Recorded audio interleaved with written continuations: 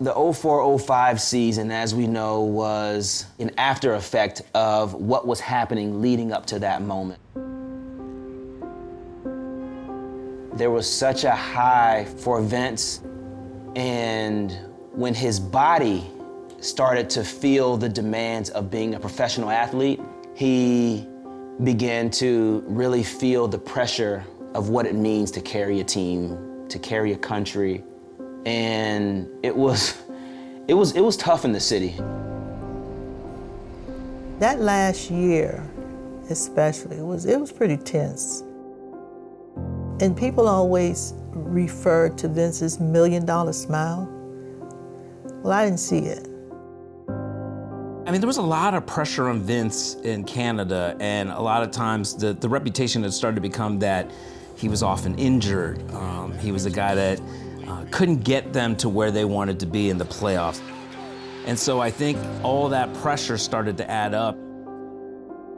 I remember one time I went to Toronto, and normally we out and about, dinner.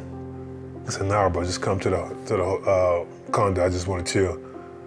You could just tell that particular time he needed to just have his friend and just chop it up, and we literally didn't do anything for like 5 or 6 hours. I wanted people to understand so bad, like, all I wanted to do is play basketball. I love to play. And that was kind of the frustrating, painful side of it all. When I was in New Jersey, our offices at 390 Murray Hill Parkway were on 2 levels. Rod Thorne, our president, was on the top level, and I was on the first floor. Whenever you would walk upstairs and Rod's door was shut, you knew there was something maybe going on. And I remember walking in his office and him telling me, we have a chance at getting Vince. And I said, Vince who? And he said, Vince Carter.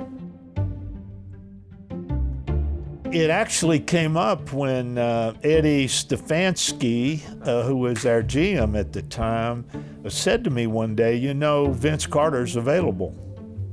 You know, we sat down and talked about it, and I said, boy, he could really help us.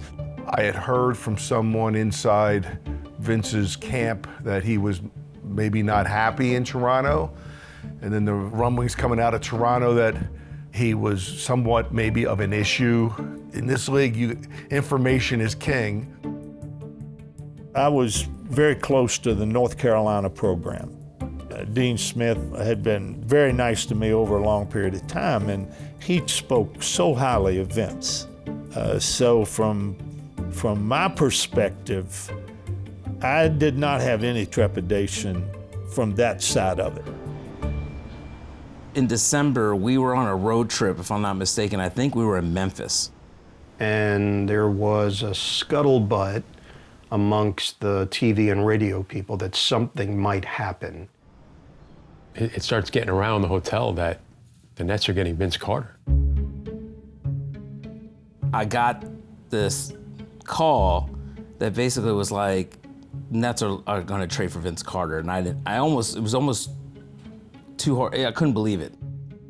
My agent called me and said, hey, there's nothing, it's all quiet. He's like, yeah, nobody's called or interest or whatnot. I literally go to sleep for my nap.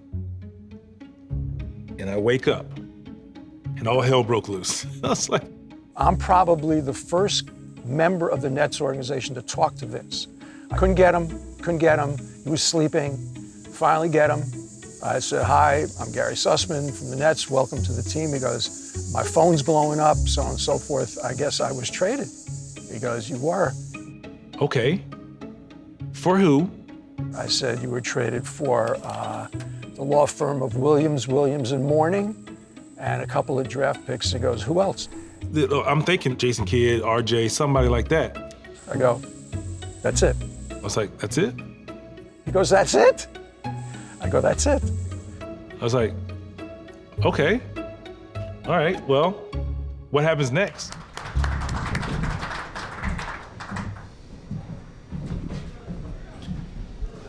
Thank you.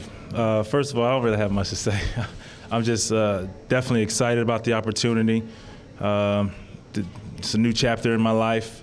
I'm just gonna step in and knock down open shots and get a couple of dunks here and there, and we'll see what happens from there. But I'm more than thrilled to be here, and thank you for the opportunity, both of you guys, and I won't let you down, I promise. Thank you, guys.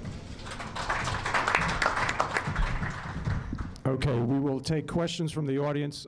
Please remember there'll be limited availability afterwards. I think about it being a new opportunity.